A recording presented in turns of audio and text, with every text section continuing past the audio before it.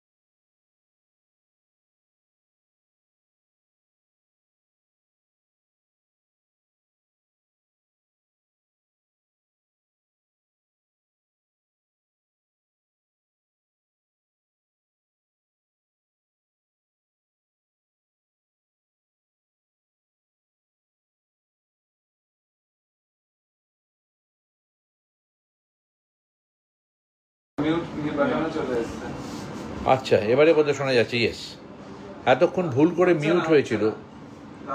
দেখো, দেখুন তো।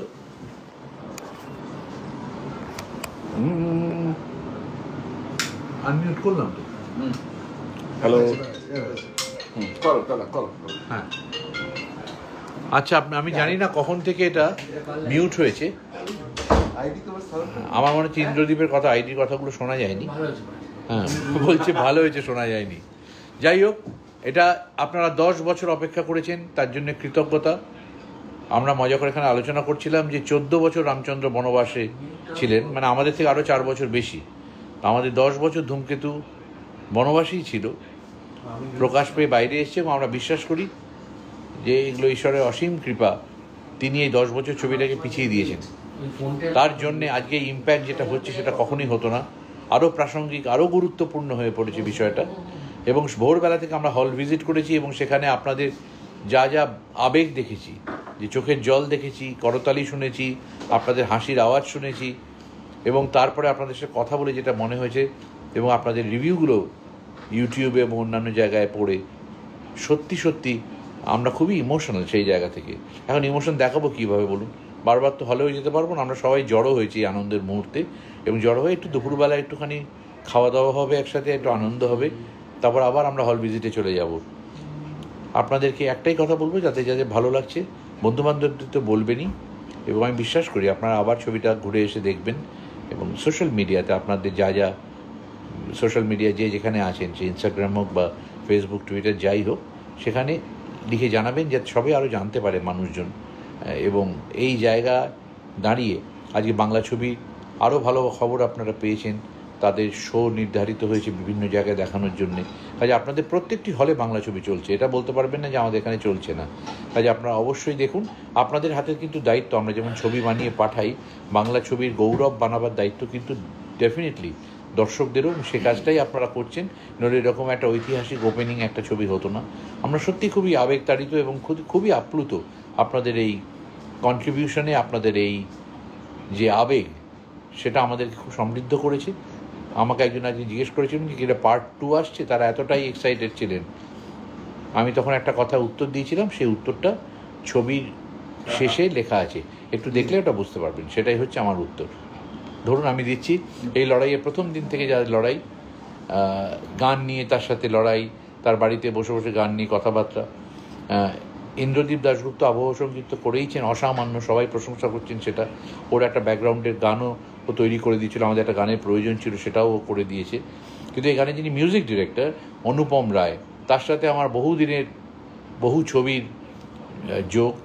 ও এই ছবির গান করেছেন, এবং আমার মনে হয়েছে অনুপম যেরকম গান করেন তার থেকে অন্য ধরনের গান করেছেন, যেটা যে গানটাই রিলিজ হচ্ছে সেগুলো ট্রেন্ডিং হয়ে যাচ্ছে। এইটুকুন বলতে পারি। এখনও আমাদের ছবির গান আসা বাকি আছে। আমি এটা অনুপমকে দিচ্ছি। অনুপম,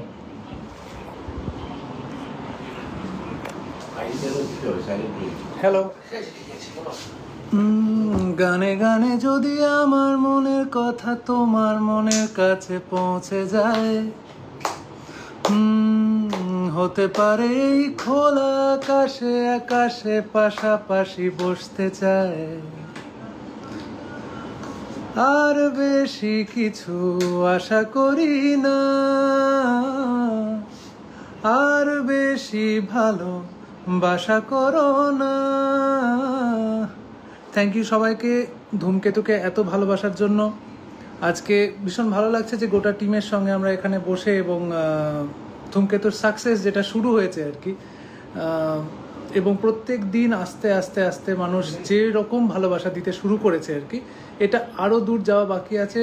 যারা হল ভরিয়ে দিচ্ছ তাদেরকে অনেক ধন্যবাদ, এবং আমি যাদের সঙ্গে কাজ করেছি আমার প্রত্যেক টিম মেম্বারকে অনেক অনেক ধন্যবাদ। আজকে দেবের অফিসে বসে আমরা যে লাইভটা করছি আর কি, এটাও তোমাদের ভালোবাসার জন্যই। So thank you for all the লাভ।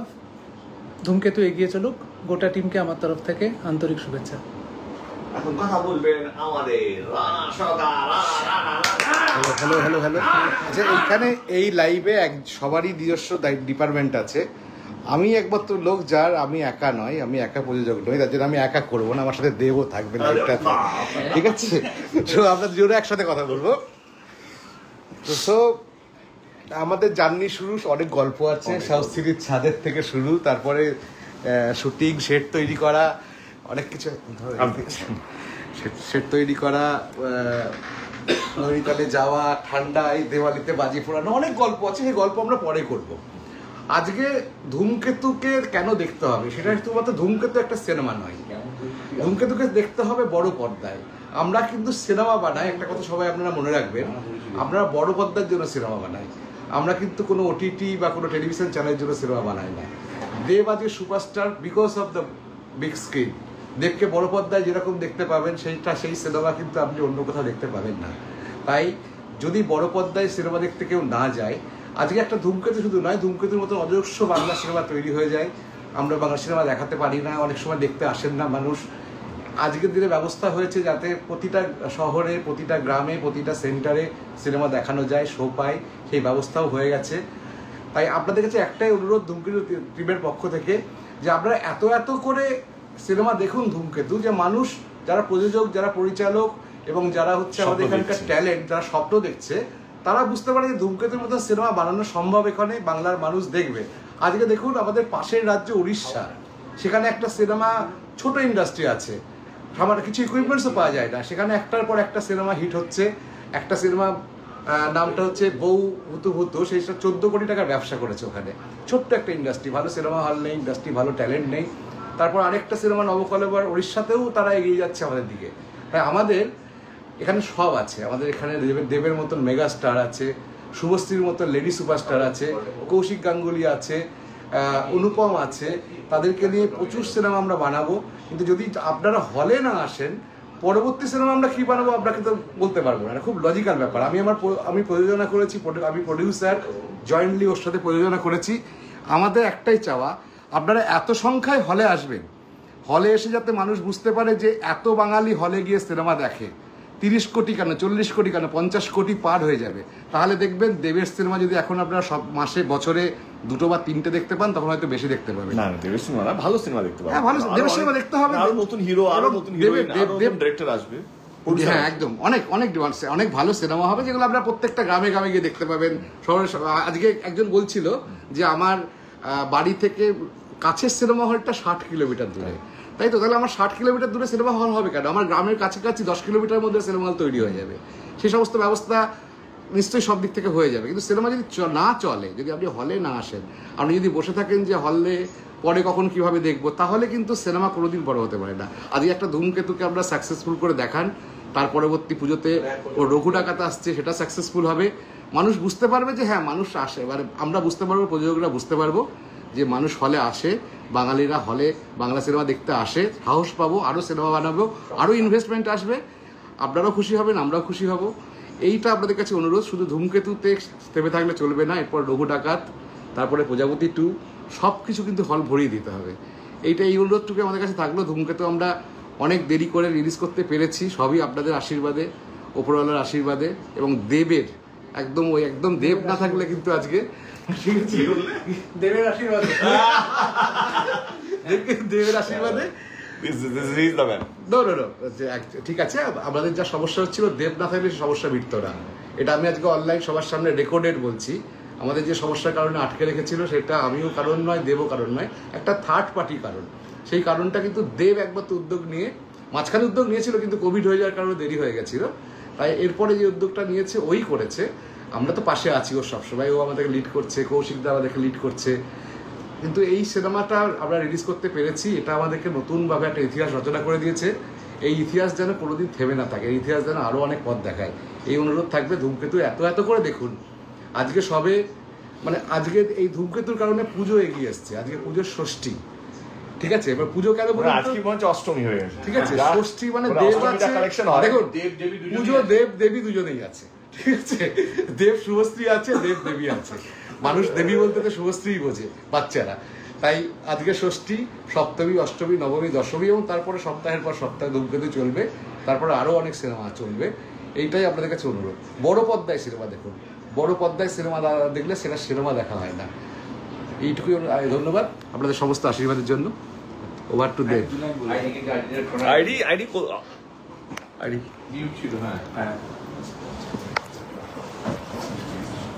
আগের বার যখন বললাম তখন মিউট ছিল। আপনাদের ভালোবাসায় আমরা আপ্লুত। কৌশিক গাঙ্গুলির বানানো সিনেমা, সেখানে তো আর আমাদের কিছু বলার প্রয়োজন নেই।